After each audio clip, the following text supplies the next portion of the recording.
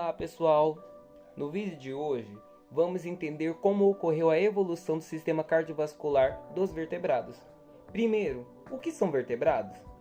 São animais que possuem coluna vertebral, como peixes, anfíbios, répteis, aves e mamíferos.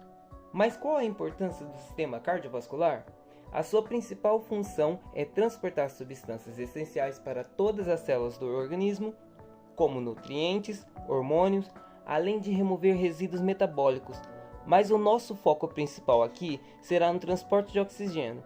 Afinal, a busca por oxigenação com mais eficiência foi uma das principais forças que impulsionaram a evolução de todos os animais. E para guiar o nosso tema de hoje, eu quero que você pense em 3 perguntas.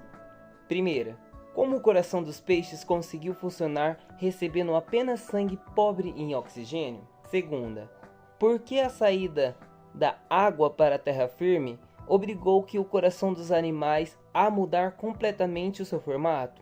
Você sabia que os jacarés, crocodilos, possuem uma espécie de válvula secreta no coração para aguentar mais tempo debaixo da água? Fique ligado, porque vamos responder a tudo isso agora, acompanhando passo a passo dessa incrível jornada evolutiva. Para facilitar a nossa jornada e entender como essa evolução aconteceu, vamos comparar os grupos utilizando 4 critérios simples. Primeiro, o tipo de circulação, que em todos os vertebrados é fechada, ou seja, o sangue ocorre sempre dentro de vasos sanguíneos. Segundo, o número de vezes que o sangue passa pelo coração. Se passa apenas uma vez por ciclo, chamamos de circulação simples. Se passa 2 vezes, é circulação dupla. A mistura de sangue. Se existe ou não a mistura entre o sangue arterial, rico em oxigênio, e o sangue venoso, pobre em oxigênio. Quando há mistura, a circulação é incompleta. Quando não há, ela é completa. E a anatomia do coração, ou seja, o número de átrios que recebem o sangue e o número de ventrículos que bombeiam o sangue. Com esses critérios em mente, vamos começar respondendo a nossa primeira pergunta pelo ponto de partida dos vertebrados, os peixes. Eles apresentam uma circulação fechada e simples. O coração deles possui apenas 2 cavidades, um átrio e um ventrículo. Por esse coração passa apenas sangue venoso. Mas por que a circulação é chamada de simples? Porque nos peixes, com exceção dos pulmonados, a oxigenação ocorre nas brânquias. O sangue venoso sai do coração, vai até as brânquias para receber oxigênio e em seguida segue direto para todos os tecidos do corpo. Somente depois de abastecer todo o organismo é que ele retorna ao coração. Ou seja, em um ciclo completo, o sangue passa uma única vez pelo motor de bombeamento. Esse sistema funcionava perfeitamente no oceano, mas o cenário mudou drasticamente quando os primeiros vertebrados decidiram deixar a água, o que nos leva à nossa segunda pergunta. Com o surgimento dos primeiros terápodes e a colonização do ambiente terrestre, surgiram novos desafios. Fora d'água, os pulmões passaram a desempenhar o papel principal na respiração. Para vencer a gravidade e sustentar o corpo em terra firme, o organismo passou a exigir muito mais energia e um metabolismo mais elevado. A mecânica antiga dos peixes já não dava conta. Agora, antes de ir para o corpo, o sangue precisava primeiro passar pelo pulmão para ser oxigenado. Como consequência, o sistema precisou ser dividido em 2 circuitos, um entre o coração e o pulmão, a circulação pulmonar, e o outro entre o coração para o corpo, a circulação sistêmica. Foi justamente essa transição para a terra e o surgimento dos pulmões que trouxeram a circulação dupla. A partir daqui, em um mesmo ciclo, o sangue passa 2 vezes pelo coração, uma para ganhar pressão antes de ir aos pulmões e a outra antes de ser empurrado com força para o resto do corpo. Os pioneiros dessa nova arquitetura foram os anfíbios, mas eles ainda guardavam marcas de uma transição incompleta. Como foram os primeiros a apresentar a circulação dupla, o coração dos anfíbios evoluiu para 3 cavidades, 2 átrios e um ventrículo.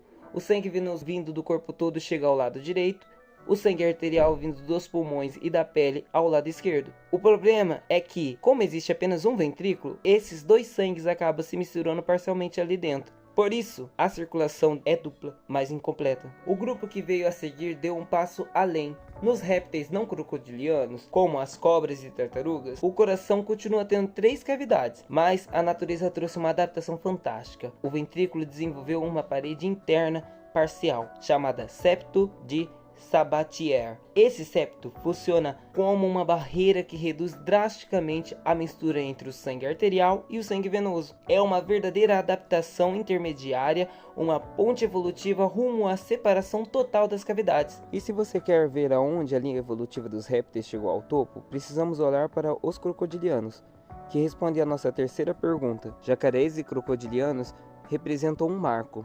Eles são os primeiros vertebrados da história a apresentar o coração totalmente dividido em 4 cavidades, 2 átrios e 2 ventrículos. Dentro do coração deles, a separação é total, o sangue arterial de um lado e o sangue venoso de outro. Porém, por ter esse estilo de vida semiaquático, eles desenvolveram uma engenharia exclusiva fora do coração, o forame de Panizza. Essa pequena abertura conecta 2 principais artérias do corpo. Quando o crocodilo mergulha e prende a respiração, esse forame funciona como uma válvula que permite desviar o fluxo sanguíneo, diminuindo o sangue que vai para os pulmões, que estão sem ar, e mandando o oxigênio para onde realmente importa. Uma economia de energia brilhante para aumentar o tempo de apneia embaixo da água. Enquanto os crocodilos usavam essa separação para dominar os rios, outras 2 linhagens levaram o coração de 4 cavidades a outro limite, para conquistar os céus e terra firme, as aves e os mamíferos. Embora tenham vindo de ancestrais diferentes, ambos os grupos desenvolveram de forma independente